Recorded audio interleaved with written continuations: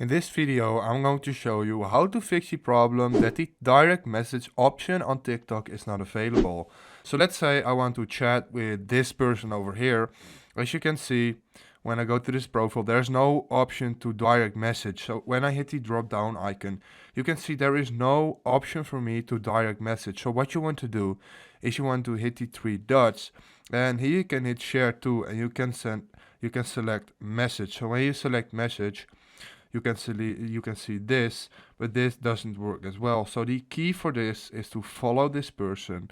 As you can see, when you start following it, you can start messaging. So now we can type in hi or something like that, but the key is to follow. So let's say I want to find a new person like Charlie, this one, and I want to message it. Just basically hit follow and then you can do it. If this video helped you out, please leave a like, please subscribe, and see you next time.